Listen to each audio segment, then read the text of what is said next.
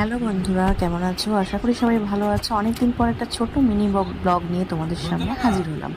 হঠাৎ করে বেরিয়ে পড়েছিলাম বাই কার তারাপীঠের উদ্দেশ্যে, মানে তারাপীঠ মায়ের কাছে পুজো দেওয়ার জন্য আমরা সবাই মিলে সপরিবারে বেরিয়ে পড়েছিলাম। তারই কিছু অংশ তোমরা দেখতে পাচ্ছ। রাস্তায় একটু দাঁড়ানো হয়েছিল হাইওয়ের পাশে, তো সেখানেই আমি ছোট্ট করে একটু ক্লিপ নিয়ে নিয়েছিলাম। আর একটা হোটেল নামার পরে সে স্নান টান করে মায়ের পুজো দেওয়ার উদ্দেশ্যে আমি কিন্তু রেডি হয়ে নিলাম। তো খুব একটা গরম ছিল না, একটা খুব ভালোই একটা ওয়েদার ছিল।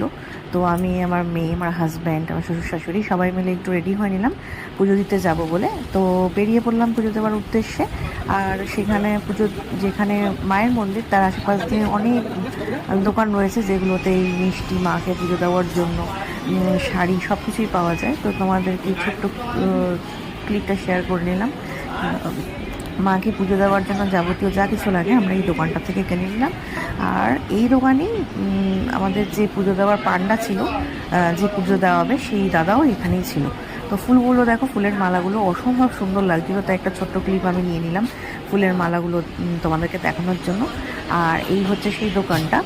আর আমার পেছনে দেখো ওই যে দাদাটা, ওই দাদাটাই আমাদেরকে পুজো দিয়ে, খুব সুন্দর করে পুজো দিয়ে নিয়েছিল। আমাদের অসুবিধা হয়নি একদম। এই যে আমার পুজোর ডালি নিয়ে আমরা কিন্তু এবার চলে যাচ্ছি লাইনে দাঁড়ানোর জন্য। যে কোন লাইনে দাঁড়াবো তাই খুঁজে পাচ্ছিলাম না দাদাটাকে, যে দাদাটা আমাদের পুজো, মানে যে পান্ডা আর কি, যে পুজো দেওয়া হবে তাকে আমি খুঁজে পাচ্ছিলাম না ওই সময়। তো এই যে লাইন, এখন তো নতুন অনেক রকম লাইন করে দিয়েছে, তো খুব একটা কষ্ট হয়নি লাইনে দাঁড়ানোর জন্য। আমার শাশুড়ি মাই দেখো হাতে ফুল নিয়ে দাঁড়িয়ে আছে, ফুলের চেন আর কি, ফুলের মালা যেটা মাকে আমরা দেব। আর আমি, আমার হাজব্যান্ড সবাই দাঁড়িয়েছি লাইনে, যে তাড়াতাড়ি পুজো দেওয়ার জন্য।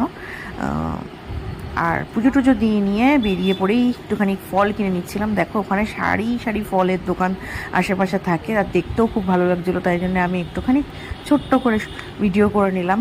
ওই সময় যখন ফল নিচ্ছিল আমার হাজব্যান্ড, তখনই আমি একটুখানি ছোট্ট করে ক্লিপ নিয়ে নিলাম তোমাদেরকে দেখানোর জন্য। আর পুজো দেওয়ার পর এই যে পুজোর সময় ছবি কেমন লাগলো জানিও কিন্তু।